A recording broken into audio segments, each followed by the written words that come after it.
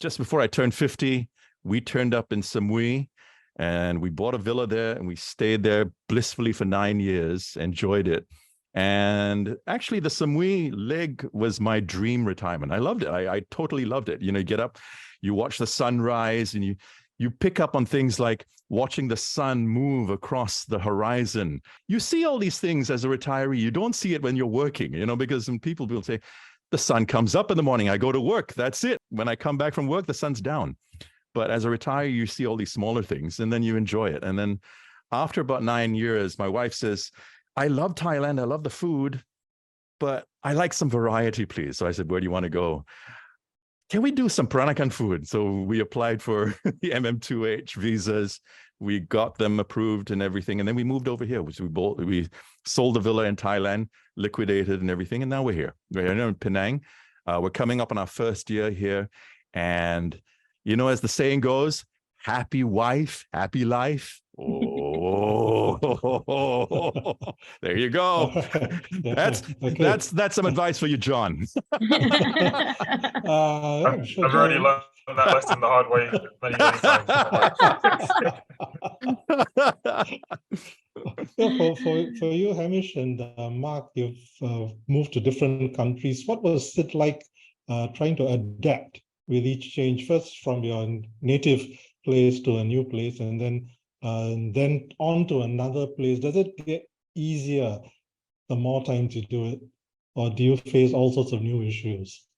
For me, it was quite interesting. Obviously, if you're relocating and you have a company assisting you to do it, Dubai was quite easy because you have what they call a PRO, which is like your HR person. He will take you for your medicals, your visas, your passports. He'll introduce you to people and show you how you've got to move through everything. Singapore was a bit of a different relocation. Got headhunted, moved over here. Also a bit of an introduction and by people, but Singapore is far more organized when you come to apps and IRAS and all of your visa applications. Everything is pretty much online for the most part. Dubai has in recent years caught up to that, but Singapore is just very easy to get everything done online. Internet is fast, your mobile phones, you get internet connections, everything is relatively fast. The moving part is still obviously a bit stressful. How do you relocate? How do you find places? I think a lot of people will identify in Singapore, for example, now, if you are renting, for example, it's a very much a rent-based culture. Suddenly pricing goes up. The situations in Hong Kong, for example, we suddenly have a lot of people moving into Singapore. So property prices fluctuate. Your rental properties for food, hawker centers, everything fluctuates quite a lot. So that's been quite a challenge if you're looking at renewing your leases, for example. There's no set fee that says, oh, it's going to go up 5%. Some instances it may go up as much as 40 or 70%. So that's the stress between the two places. But the outlook that it's what you make of it. If you're going to sit and you're going to complain all the time, that's just going to be your life. Get out there, do it. If there's a little box you need to tick the box. You are not going to change anything. That's just the way it goes. And Hamish? How is it in terms of cost of living between Dubai and Singapore? Actually, a very interesting question. So even if you look at the currencies and things and taxation, they both actually very similar. Dubai in recent years has become a lot more expensive because you're starting to pay for or be taxed on a lot of services you were not in the past.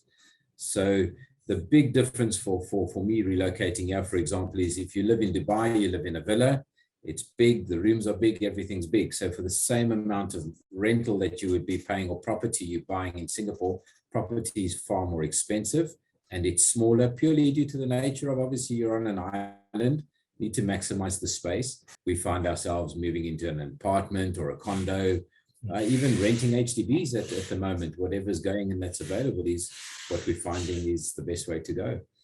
And that's the major differences between the two. I think for us, when we moved to Koh Samui first, it was my dream. Lena was happily at least along for the ride, and she was happy with that. But I think when we got there, some of the things that we had to do, first of all, was unlearn a few things, because I think Mark's right. In Singapore, it's a very regulated society. And my whole life is there's regulation. You can't do this, you can't do that, or so and so and so. when you come to Thailand and Samui, it's not that there's no regulation, but there is this thing where the phrase in Thailand is sabai-sabai. You don't have to rush, and people just do the things naturally, and you just have to accept that. Coming from Singapore, where everything is regulated and you follow a set of rules and you get things done very quickly, and your instructions are given and they're followed and what have you. I think in Thailand, we unlearned that and we said, okay, can you do this? And everybody says, yes, yes, yes, yes. And you expect that it'll be done eventually, but you have to give them time. When we came over here, what struck me about this place was the fact that everybody here is just so chill. And I mean, in Thailand, yes, everybody loves you. And even if you don't know the language, you try. I mean, I was trying very hard to speak Thai. I know phrases, I can order a few things in Thai.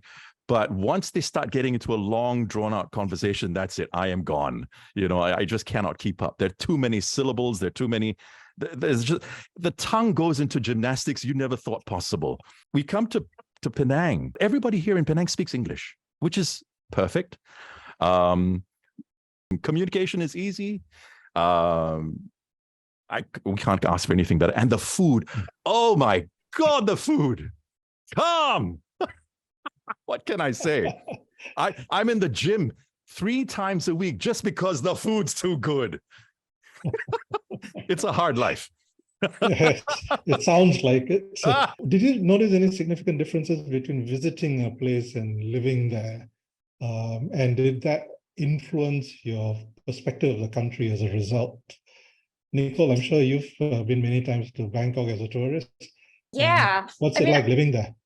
I've traveled a lot of places, and I always thought like, oh, I kind of understand, after like a week or two, you're like, oh, I understand the people, I understand the lifestyle, this is great. And then eventually when me and my partner decided to move to Bangkok, we're like, it should be easy. We're in Asia, everybody's kind of the same. Oh my goodness, it is everything but the same. Like Hamesh was talking about how sabai-sabai, like that is literally their religion here. I remember going for a couple of meetings, and Singapore, everything is due yesterday, kind of, right? And you would ask them, so when can I get this? And they would keep looking at me and they'll go, soon. I'm like, okay, does soon mean like when? And they'll just keep going, soon. Soon. And I spent like at least 3 minutes just questioning myself, like, what does soon mean? and they just end up at the end of it, they were like, we agreed that it was going to be like 3 weeks from now. And when I left the meeting and I was like, so 3 weeks, right? And then they replied, soon. And I was like, okay, soon it is. And then I left. But I mean, did you get it in 3 weeks? No, I never did. I'm still waiting for it.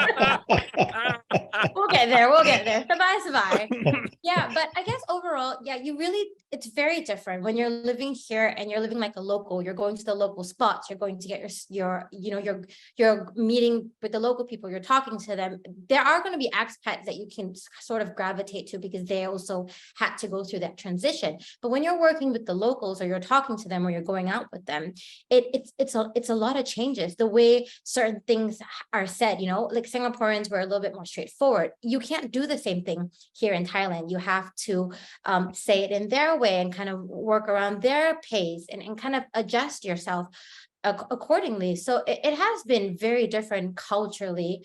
And also the infrastructure of Thailand is very different from Singapore.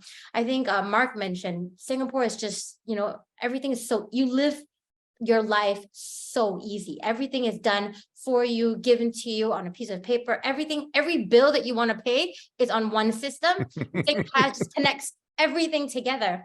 In Thailand, it doesn't work that way. You have to go to this thing to get to this thing, and then you go to another person, and you spend half of the time just trying to connect the dots and fit the puzzles together. Yes. So you're just sitting there going, okay, how do I connect this with that?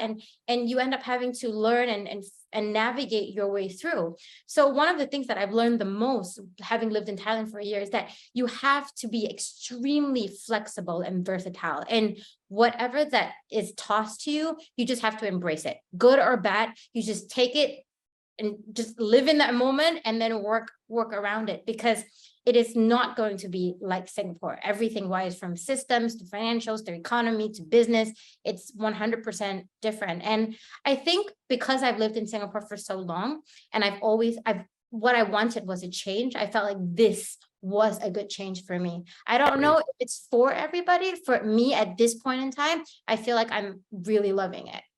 Having to navigate things, find out things, it's a lot more fun. And it's, as you say, everything's often just given to you. But as a person, it speaks to you a lot as your character as a person. Is you've gone out there and you've not gone to fight the system. You went, well, I've got to learn, I've got to work with it, work around it, and just carry on and just do it as the locals do.